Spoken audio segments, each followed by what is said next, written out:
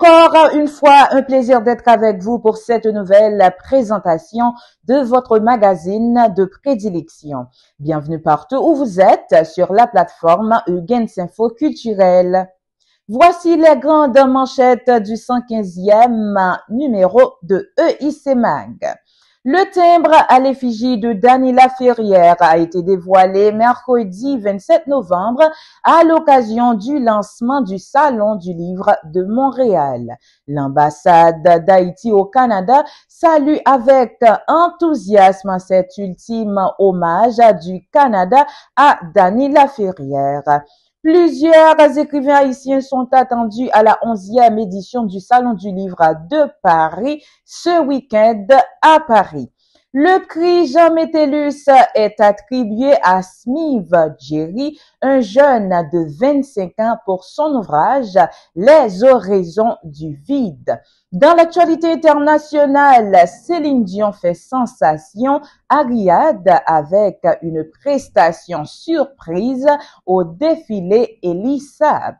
À la rubrique invité du magazine, nous vous proposons une conversation avec la franco-haïtienne Gaëlle Schwein qui vient de recevoir le prestigieux prix Marcel Duchamp. La sculptrice en a profité pour faire ressortir la place indiscutable d'Haïti dans ses différentes créations. Ces titres-là et bien d'autres vous seront développés alors. Restez avec nous. Vous informer, c'est notre priorité. Bienvenue dans le développement du 115e numéro du magazine Hugens Info Culturel. De nouveaux timbres rendant hommage à 5 figures de la littérature franco-canadienne ont été dévoilés lors de la cérémonie d'ouverture officielle du Salon du Livre de Montréal de 2024. Parmi ces écrivains figure l'écrivain haïtiano-canadien Dany Laferrière, né à Port-au-Prince. Il est l'auteur de plusieurs ouvrages primés dont Pays sans chapeau. Dans une note publique, les timbres de Poste Canada célèbrent 5 plumes primées. Marie-Claire Blais, Jean-Marc Dalpé, Dany Laferrière et Marguerite A. Primo, dont les œuvres reflètent les diverses expériences de francophones du pays. Ces auteurs et autrices de talent apportent une perspective unique au corpus de la littérature canadienne-française. Grâce à leurs romans, leurs pièces de théâtre, leurs poèmes et leurs essais, ces grands noms inspirent et éclairent les gens au Canada et ailleurs. En plus de l'académicien canadien d'origine haïtienne, Dany Laferrière, ces timbres mettent à l'honneur 4 autres auteurs pour leur contribution exceptionnelle à la littérature francophone au Canada. Désormais, les portraits de Marie-Claire Blais, Jean-Marc Dalpé, Dany Laferrière, Maillet et Marguerite A. Primo voyageront ainsi à travers le Canada. Dans la même veine, l'ambassade d'Haïti au Canada, dans une publication faite sur son compte Twitter jeudi 28 novembre 2024, salue avec enthousiasme cet ultime hommage du Canada à Dany Laferrière, dont le portrait fait partie des nouveaux timbres émis par Poste Canada. Par ailleurs, la représentation diplomatique d'Haïti au Canada adresse ses félicitations à l'académicien ainsi. Félicitations une fois de plus à Dany Laferrière qui continue de faire notre fierté. Restons toujours dans le chapitre littéraire. Haïti Futur fête cette année ses 30 ans et vous invite à la 11e édition du Salon du Livre haïtien à Paris et à la semaine haïtienne précédant le salon. Le Salon du Livre démarre ce samedi 30 novembre et le dimanche 1er décembre 2024 de 10h à 19h à la mairie du 15e arrondissement à Paris. Dans le cadre du Salon du livre haïtien, des partenaires d'Haïti Futur organisent des événements autour d'Haïti. Avec la participation de plusieurs écrivains haïtiens, cette 11e édition promet d'être riche en termes d'activités littéraires enrichissantes. Outre la vente d'ouvrages relatifs à Haïti, des rencontres avec des écrivaines et écrivains haïtiens sont proposées ainsi que des expositions et ateliers. La rubrique Semaine haïtienne qui précède le salon présente également toute une panoplie d'activités proposées par les partenaires. Notons que Jimmy Jean-Louis figure parmi les auteurs qui sont en signature. Donc, partez à la rencontre de l'acteur, producteur, philanthrope. C'est une bonne occasion de vous procurer son livre Héros ainsi que d'autres ouvrages de nos compatriotes.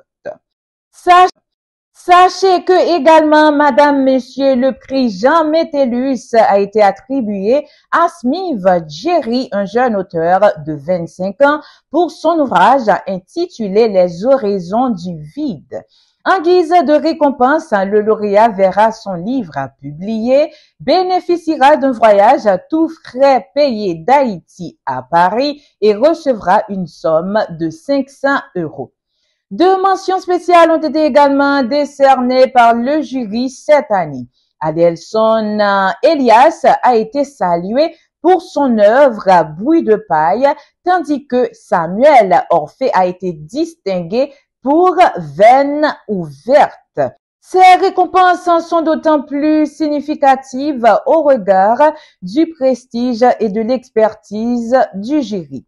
Composé de 5 éminentes figures du monde littéraire, le jury rassemblait 3 écrivains renommés, Mackenzie Orsel, Louis-Philippe d'Alembert et Sylvestre Clancier, ainsi que 2 professeurs de littérature, la chercheuse et peintre Ginette Adamson et Claude Mouchard, tous 2 reconnus pour leur érudition. La remise de la distinction était initialement prévue lors du 11e édition du Salon du livre haïtien à Paris, programmée pour ce week-end, les samedis 30 novembre et dimanche 1er décembre, à la mairie du 15e arrondissement. Cependant, les membres de l'Association des Amis de Jean Métellus, AAIM, ont dû reporter l'événement en raison de la situation préoccupante en Haïti. À présent, place à l'actualité culturelle internationale. Céline Dion fait sensation à Riyad avec une prestation surprise au défilé Elisab. Céline Dion distille avec précaution ses apparitions publiques. La France a eu la chance de servir de tapis rouge à son retour triomphal avec l'hymne à l'amour d'Edith Piaf. Suite à cette fameuse prestation olympique, il y a eu l'effusion remarquée au concert de son homologue Adèle. Et ce mercredi, la star a choisi l'Arabie Saoudite et le défilé de son ami Elisab pour donner à nouveau de la voix. Playback ou pas, peu importe, sa prestation a tout emporté. La star de 56 ans est en effet apparue avec son fils aîné René Charles au défilé célébrant les 45 ans de la maison d'Elisab à Riyad. Le créateur libanais et son fils Elisab Jr. ont mis le cap sur la capitale du royaume d'Arabie Saoudite pour ce show baptisé 1001 Season of Elisab. Et Céline Dion a tenu à célébrer en grande pompe l'événement. Elle, dont la majorité des costumes étaient signés du couturier lors de sa résidence à Las Vegas. Et vient de Info Culturel, la vitrine des informations culturelles. À présent, accueillons notre invité, Madame, Monsieur. Il s'agit de la sculptrice Gaëlle Schwein, franco-haïtienne, qui vient de recevoir le prestigieux prix Marcel Duchamp. Avec notre collaborateur Eugens Renéus, la créatrice en profite pour faire ressortir ses profonds liens avec la culture haïtienne dans ses différentes créations. Soyez de toute oreille, suivez ces précisions. Vous informer, c'est notre priorité. Bienvenue sur la plateforme Egens Info Culturel. Mesdames, Messieurs, un plaisir d'être avec vous à la rubrique invité. Aujourd'hui, je reçois la franco-haïtienne et Gaëlle Schwein. Elle est sculptrice, elle est plasticienne. Le contexte, elle vient de recevoir le prix Marcel Duchamp. C'est un prestigieux prix. Donc, j'ai voulu la contacter pour avoir une discussion ou bien vous mettre dans l'ambiance de ce prix, puisque je crois que vous qui suivez la chaîne Egens Info Culturel, vous avez entendu parler de ce prix et que vous n'êtes pas au courant. Donc, c'est ça le contexte. Et puis, on va avoir une discussion assez approfondie avec Gaël, puisque la sculpture qu'elle fait, c'est une sculpture assez innovante.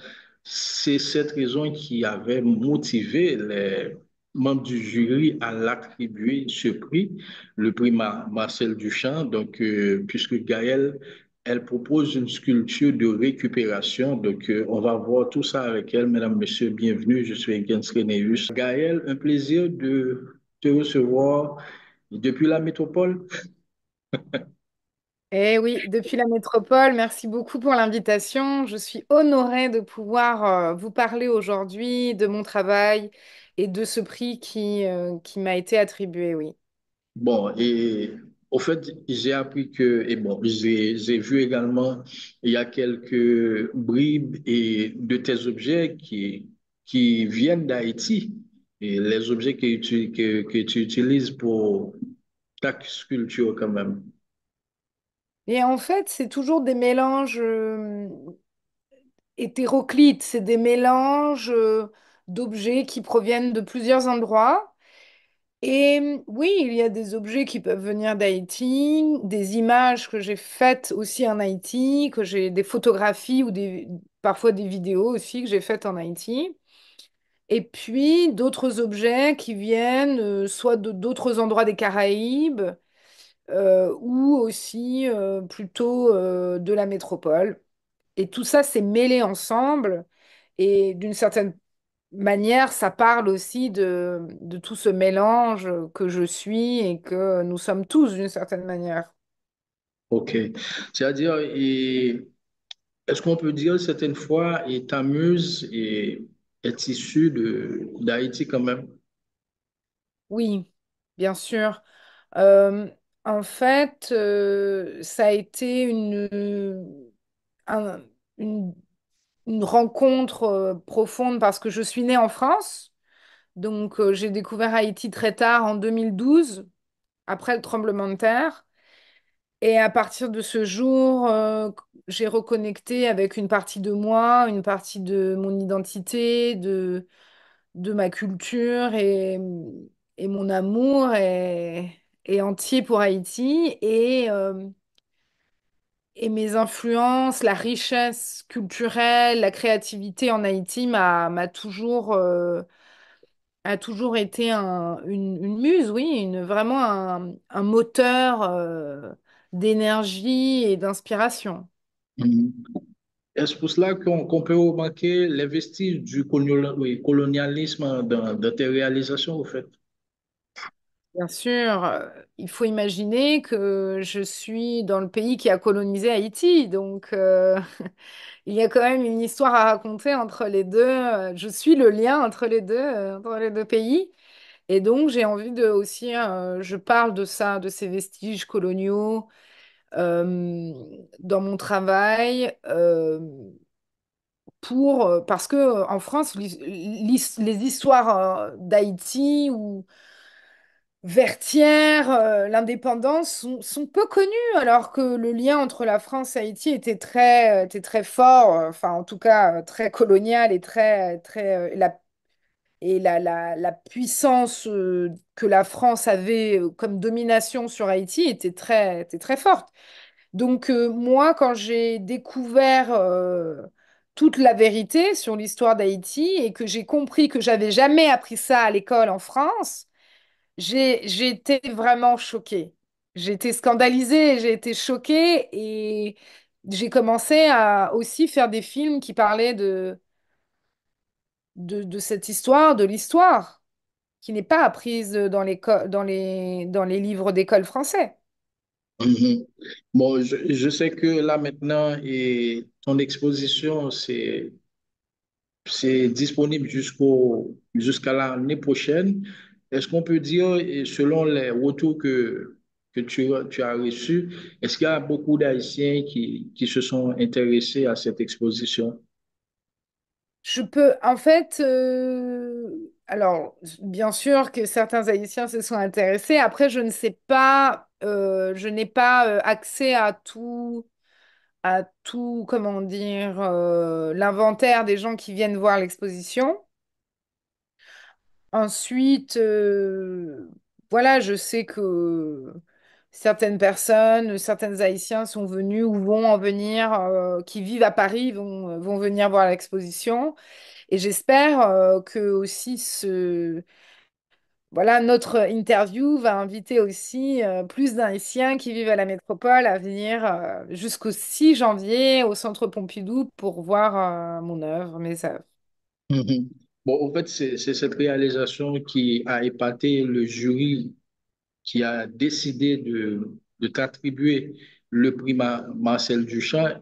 Et jusque-là, si on essaie de mettre le public dans les composantes ou bien dans le contenu de cette création, qu'est-ce que tu pourrais leur dire quand même?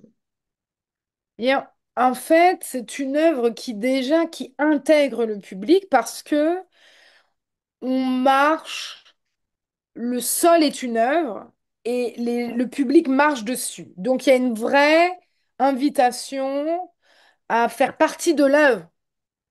Et c'est ce que je veux dire aussi, c'est-à-dire que nous, chaque personne est une création, mais aussi on crée ensemble quelque chose de plus grand. Donc il y a vraiment déjà cette invitation presque de participation. Et puis ensuite, il s'agit de plusieurs monticules, des sortes de petites montagnes, où sur chaque montagne, il y a des vidéos. Une vidéo que j'ai pu faire en Haïti, une plus en Martinique, une autre en Normandie, et qui raconte le destin ou à Paris même, à Aubervilliers, et qui raconte le destin de plusieurs personnes qui essaient de s'en sortir. C'est des interviews de femmes qui soignent. Ce sont plusieurs histoires comme ça. Il y a une histoire aussi, il y a une lettre d'amour à la sirène que tu connais. Il y a plusieurs récits comme ça qui vont se mêler dans l'exposition. Ok, ok. Jusque-là, l'exposition, ça draine, il y a beaucoup d'influence là? C'est en pile influence là. Ah, ok, ok, ok, mais intéressant. Au fait, je sais que ce prix, quand même, il va avoir un grand impact sur ta carrière. Jusque-là, est-ce qu'on peut dire, et tu es en train de récolter les fruits de ce prix-là? Eh bien, bon, c'est-à-dire que oui, j'ai des invitations, ça va, j'ai aussi beaucoup d'interviews, j'ai eu beaucoup de visibilité au travers, dans le monde entier, puisque ça a été annoncé partout, bah, en Haïti, au Japon, dans tous les pays du monde. Donc, mon nom circule, donc cela, évidemment, va favoriser d'autres nouveaux projets à l'international. Mais enfin, j'avais déjà une carrière à l'international. J'expose dans plusieurs pays dans le monde régulièrement. Donc, à Corée du Sud, Japon, Toronto, Canada, New York, tout ça. Tout à fait. Est-ce qu'on peut dire et cette exposition va voyager également dans d'autres pays, dans d'autres villes du monde? Je l'espère, je l'espère. Pour l'instant, c'est pas prévu. Bon, déjà, elle est au Centre Pompidou. J'espère qu'elle voyagera. J'espère aussi un jour pouvoir exposer en Haïti, si Dieu le veut. Et puis voilà, on OK. verra. Si tu aurais aimé mettre en avant cette exposition en Haïti, quelle place tu aurais choisi au fait? Bien, moi, je connais assez bien le centre d'art de Port-au-Prince. Après, j'imagine qu'il y a d'autres lieux aussi tout aussi intéressants que je ne connais peut-être pas. Mais c'est vrai que le centre d'art de Port-au-Prince, c'est un lieu qui m'est cher parce que il y a une très très belle collection. Enfin voilà, et il y a aussi de très belles initiatives pour les jeunes artistes, pour former, pour faire des cours. C'est très dynamique, c'est très animé. OK, OK. Mesdames, Messieurs, vous suivez la page invitée du magazine Higgens Culturel avec nous, la sculptrice, la plasticienne Gaëlle Chouin. Elle est d'origine haïtienne. Elle vient de remporter le prestigieux prix Marcel Duchamp. C'est un prix assez intéressant qui commence à avoir beaucoup d'impact sur sa carrière. Elle vient de nous l'avouer, puisque ça suscite pas mal de sollicitudes, de demandes d'entretien pour elle. Et puis, bon, partout on parle, ou bien et dans beaucoup de pays, on parle de Gaël Chouin. Et là maintenant, cette exposition qui est une exposition assez innovante, et les gens qui l'ont déjà vue, quels sont, quel émerveillement que ça leur apporte et qu'est-ce qu'ils ont, qu'est-ce qu'ils t'ont dit au fait? Hmm, en fait, bon, je pense que c'est pas tous les jours déjà qu'on a. Donc le sol est en fait un sol qui est fabriqué avec donc les bouchons de bouteilles de vin. Vous voyez les bouchons, donc le liège, qui est Mhm. recyclé et qui est mis en graines. Et en fait, ces graines, ensuite, on les mélange avec un produit pour que ce soit fixé. Et en fait, ça fait tout un sol qui est régulier, qui est un petit peu épais et qui permet aux spectateurs d'avoir comme une expérience aussi. Ils marchent dessus, c'est un petit peu instable, mais c'est confortable. Et dedans, il y a des petits objets, il y a des coquillages, il y a des clés, il y a des chaînes en doré qui sont coincées dedans. Et donc, les gens disent, on dit souvent que déjà, bah, c'était assez étonnant de pouvoir marcher. On ne savait pas si on pouvait marcher dessus ou pas. En fait, une fois qu'ils ont compris qu'ils avaient le droit de marcher dessus, ils ont envie de rester dessus parce que c'est très confortable. C'est une matière qui est assez, qui est dure, mais qui est en même temps souple, qui met à l'aise et en même temps qui rend un petit peu instable. Et donc, c'est une sensation particulière. Et donc, les gens se sentent assez confortables. Ils aiment rester sur ce sol, regarder les vidéos. Et puis, voilà, j'ai eu il est vrai, de commentaires positifs sur l'ensemble des travaux qui ont été présentés. Voilà. OK. Ce sont des opinions de toute catégorie de personnes ou est-ce que parmi ces opinions, tu as des critiques d'art qui... Euh, En fait, oui, alors, il y a très peu de critiques parce que les gens, ils osent pas trop critiquer devant nous. Mais j'avais vu une critique sur Instagram qui disait que en fait, mes œuvres, elles sont très brutes. C'est pas, comment dire, tout est un peu visible. S'il y a quelque chose qui est un petit peu à réparer, c'est visible, quoi. C'est du bricolage. Et ça, moi, j'aime beaucoup parce que c'est un geste, c'est une manière très spontanée de faire les choses, et ça, j'aime. Et en Haïti aussi, on sait très bien cette esthétique très brute, c'est aussi une part de la culture haïtienne. Et donc, cette dame ne comprenait pas pourquoi c'était si brut, elle voulait que ce soit un petit peu lisse. Mais ça, c'est une question de goût. Et je pense que on peut jamais être aimé de tout le monde, déjà. C'est plutôt bon signe si on n'est pas aimé de tout le monde. Mais surtout, moi, c'est vrai que je fais un art qui divise, hein. C'est-à-dire que soit on n'aime pas. Ou soit on adore, soit on n'aime pas. Et donc, ça me va. Ok, ok.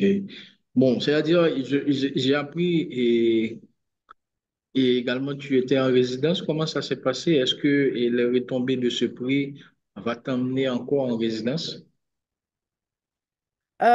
Oui, alors j'espère. Bon, j'ai déjà eu des invitations, mais je peux pas en parler encore tant que c'est pas vraiment concrétisé. Mais effectivement, en tout cas, j'ai une résidence qui est prévue à Venise l'année prochaine, dans un lieu qui s'appelle la Scuola Zatere, Piccola Scuola Zatere, la petite école.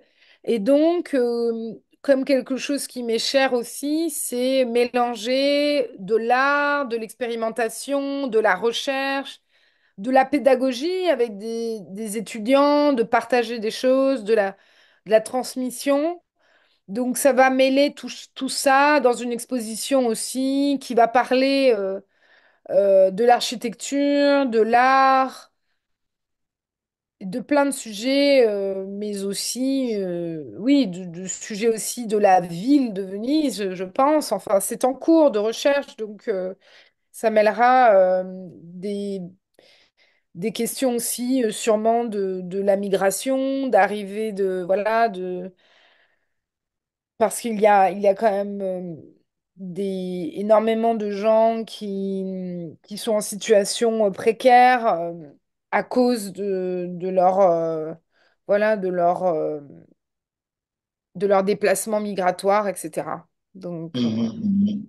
Bon, et c'est-à-dire, je sais que tu as pas mal d'expositions, ou bien tu as pas mal de créations. Dans tes créations, est-ce que, et avec quelle sculptrice haïtienne tu peux rapprocher tes créations?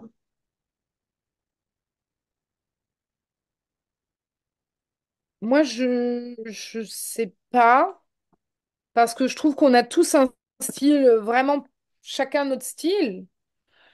Euh, Par exemple,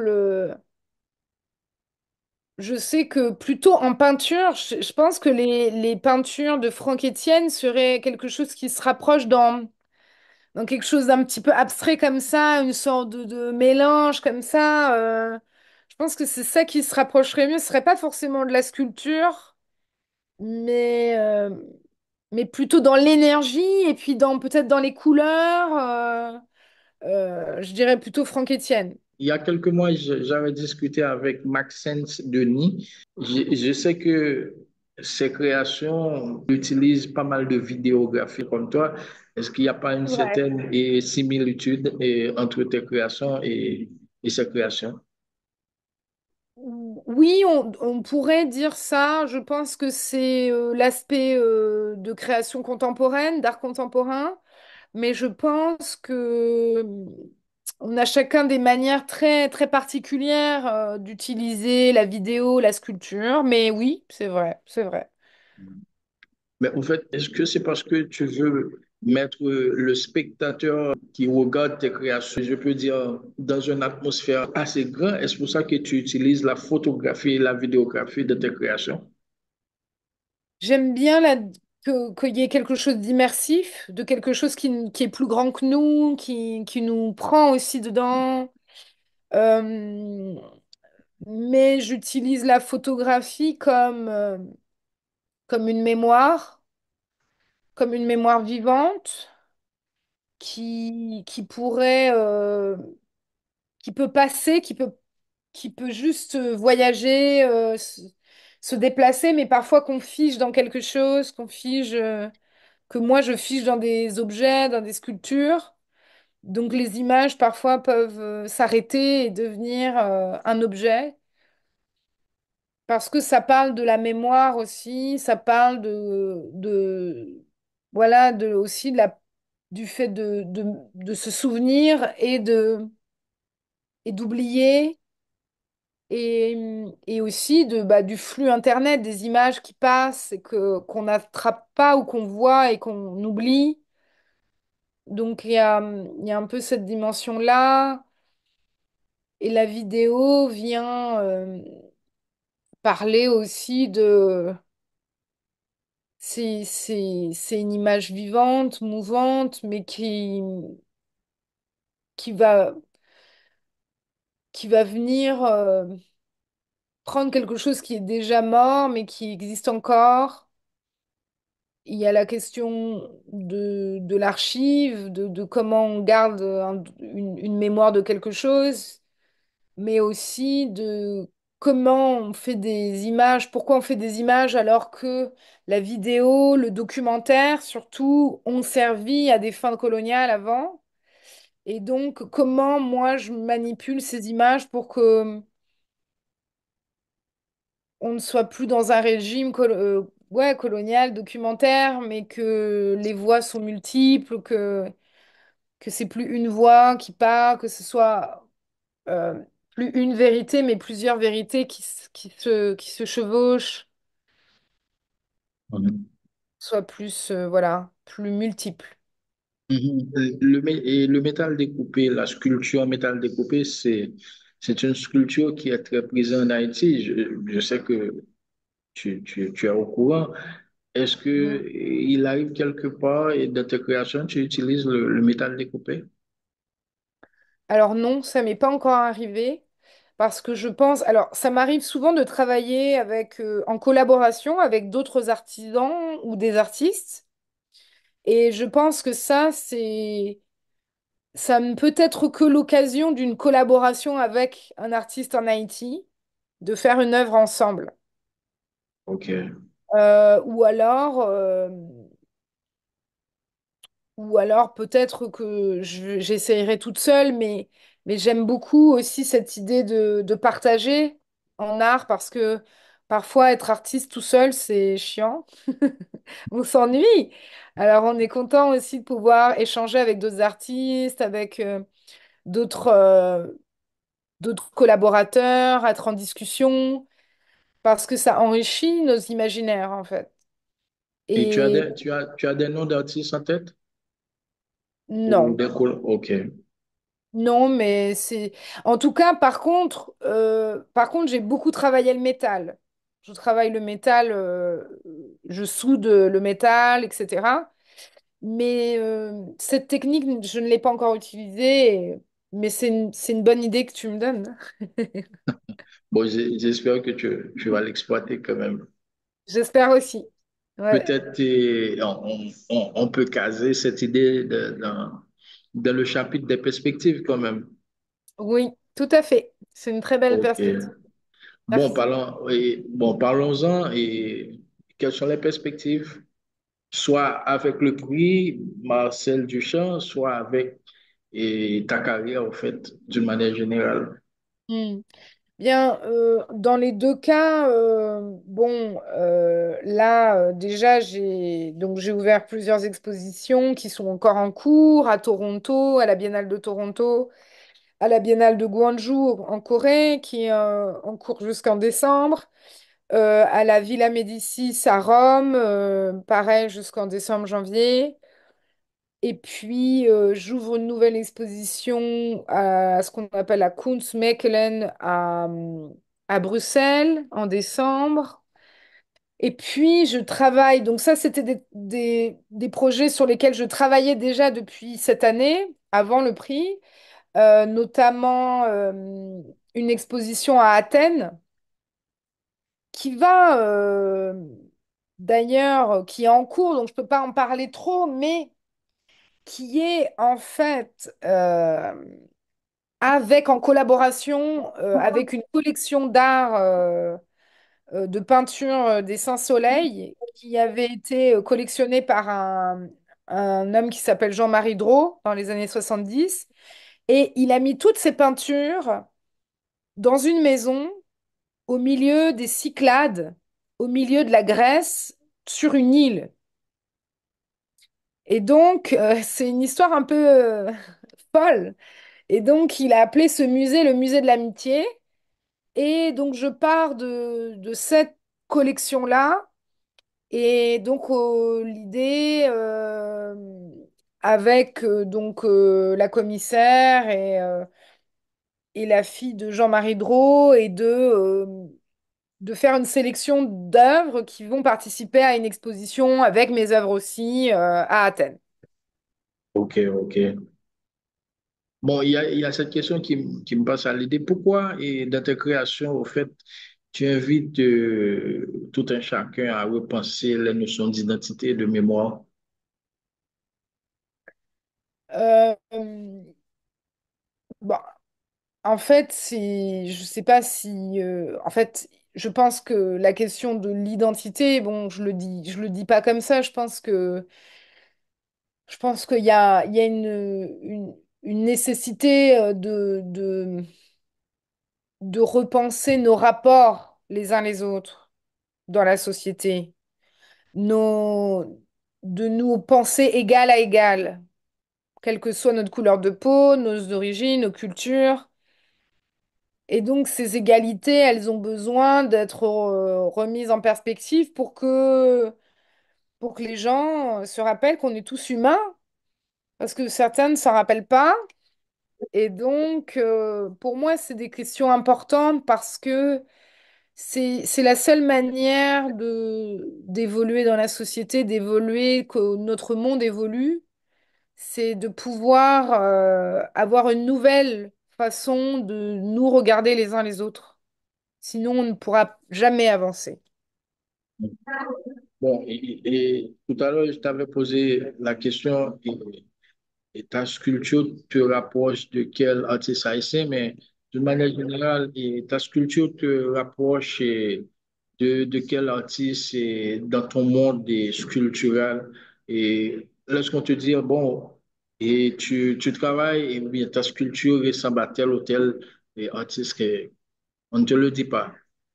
Ben, moi, j'aime bien que ça... En fait, je pense que mon idée, c'est d'écrire un langage qui n'existait pas et qu'on reconnaisse ce langage. Et donc, moi, j'aime beaucoup d'artistes, mais je sais pas si ça ressemble à quelque chose d'autre. Je sais pas. Ok. Mais au fait, tu es influencé par quel sculpteur dans ta création? Euh, En fait, moi, mes sculptures, c'est... En fait, comme je l'ai dit plusieurs fois, moi, en fait, j'ai la capacité j'ai une capacité médiumnique. Donc, je peux rentrer en communication avec quelque chose de plus grand que moi, avec la source originelle. Et en fait, c'est eux qui me donnent tout ce que je dois créer. C'est eux ma source d'inspiration. Ok, ok. C'est pas Et, les les petits- humains, c'est et il y a des Dieu. souches, il y a des souches haïtiennes de ça également. Dans, de Et ces quoi? trucs originaux, il y a des souches haïtiennes.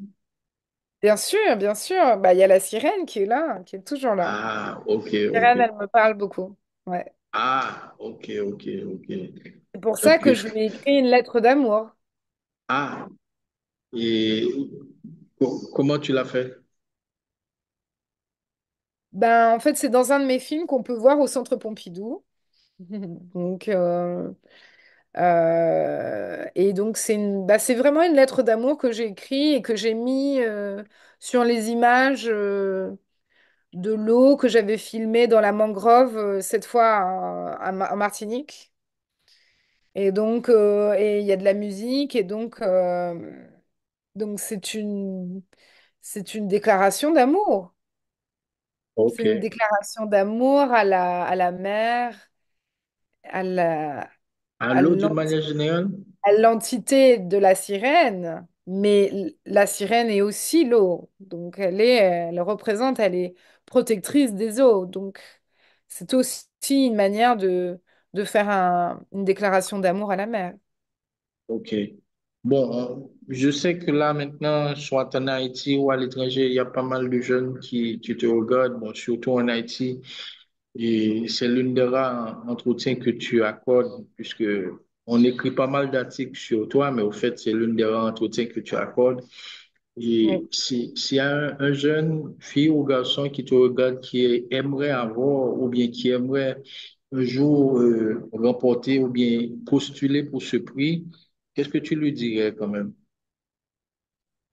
Bon, moi je dis que tous les jeunes qui veulent être artistes, qui sont là, qui nous écoutent, surtout, n'abandonnez jamais vos rêves. N'abandonnez jamais vos rêves parce que ce ne sera jamais votre voisin qui va vous dire ce qui est bien à faire ou pas. C'est dans votre cœur que vous savez ce qui est bon pour vous et et écoutez son intuition. Euh, et même les choses les plus folles, même les pensées les plus dingues, justement, c'est celles-là qui doivent être prises au sérieux, mais ne laissez personne vous détruire vos rêves. Et après, après ça, surtout être persévérant, ça veut dire être patient. Et même quand la vie est dure, continuer, continuer, continuer, ne jamais s'arrêter dans ce qu'on croit être bon pour nous et dans nos rêves. Voilà, c'est moi ce que j'ai toujours fait, malgré les difficultés, c'est c'est toujours y croire, même si les gens autour de moi n'y croyaient pas. Mhm. Et bon, la toute dernière question que j'aimerais te poser, est-ce que tu avais des planifications pour postuler pour le prix Marcel Duchamp ou bien comment l'idée t'est venue? Ou bien est-ce que tu Non, avais on et postule tu pas. avais oui, vas-y. Pardon. En fait, on postule pas. En fait, ce sont en fait les gens de l'association La Diave qui viennent vers l'artiste et qui l'invitent à venir en disant qu'il a été sélectionné. Mais moi, j'ai pas proposé ma candidature. Ok, ok. En fait, puisque on t'avait approché pour te demander de présenter ou bien d'exposer ou bien de soumettre tes œuvres, est-ce que tu t'es dit, bon, là, maintenant, je vais remporter ce prix? En fait, moi, dans ma tête, quand on a commencé d'abord par l'exposition. Le 1er octobre, l'exposition a ouvert au Centre Pompidou. Pour moi, c'était déjà un cadeau et une réussite. Et j'avais gagné parce que exposer au Centre Pompidou, c'est très prestigieux. Et je sais que beaucoup de gens allaient voir mon travail. Et pour moi, c'était une forme déjà d'énorme reconnaissance, en fait. Donc, non, je pensais pas gagner avant que j'ai gagné, en fait. Je- Et là, maintenant, le gagner, ça t'apporte quoi ou bien ça te dit quoi? Ben, ça me dit que parce que les œuvres que je présente ont des messages dont on a parlé avant, ça me dit que si j'ai gagné, ça veut dire qu'il y a d'autres gens qui adhèrent à mes messages et que ce que je représente aussi parce que de gagner ce prix, c'est aussi représenter le prix. Et pour la France, c'est aussi accepter une, une diversité dans ces artistes, dans les propositions artistiques qui sont faites aujourd'hui. Et c'est une grande avancée aussi pour, euh, pour ce que ça représente, en fait, parce que ça ça parle de moi et ça parle aussi de plein d'autres gens qui sont des personnes qui sont minorisées, qui sont invisibilisées dans la société en France. Donc, ça veut dire beaucoup. OK. Bon, j'utilise ces mots comme mot de conclusion. Je te remercie. Bon, je crois que qu'on a fait le tour de la question. Donc, j'ai voulu accentuer l'entretien sur une partie d'Haïti, puisque je sais que tu as une partie d'Haïti dans ton âme. Donc, et puis, on a fait le tour de la question. Et puis, bon, j'espère que cet entretien va être utile à tout un chacun. Et puis, bon, je te remercie déjà. Et puis, je te souhaite Merci. déjà bonne besogne pour les prochaines expositions que tu vas participer quand même. Merci beaucoup pour l'invitation. C'est un honneur. Je suis vraiment très, très contente de pouvoir parler à tout à chacun en Haïti et puis ailleurs et d'avoir participé à cette interview inédite. Merci. Ok, merci de m'avoir donné l'opportunité de te cuisiner. Merci beaucoup. Merci. Voilà. Madame, Monsieur, c'était avec nous à la rubrique invité du magazine Egens Info Culturel, Gaëlle Chouin. Elle vient de remporter le prix Marcel Duchamp. On a évoqué ce prix avec elle et comment se présente le mécanisme de ce prix. Et puis, on a vu avec elle ses projets, on a vu ses identités haïtiennes et surtout dans ses créations. Donc, c'était ça le contenu, ou bien c'était ça l'idée de cet entretien que nous vous proposons sur la chaîne Egens Info Culturel. Mon nom c'est Gens Renéus. J'étais vraiment content de discuter avec Gaël Chouin et bien de vous présenter cet entretien basé sur la sculpture avec la plasticienne Gaël Chouin qui surtout a écrit une lettre d'amour à la La sirène. Donc, sirène. merci encore Gaël. Merci à vous. À bientôt. Merci beaucoup. Ainsi s'achève le 5e numéro du magazine Hugues Info Culturel, présenté par Fania Akaro Renéus, coordonné et supervisé par Hugues Renéus, avec la rédaction de toute l'équipe. Merci d'avoir été des nôtres. On vous donne rendez-vous la semaine prochaine pour le 116e numéro. D'ici là, restez connectés avec nous sur Facebook, Instagram, Twitter, Facebook et sans oublier de vous abonner à notre chaîne YouTube. Au revoir tout le monde et à la prochaine. Bye bye. Evian Info Culturel, la vitrine des informations culturelles.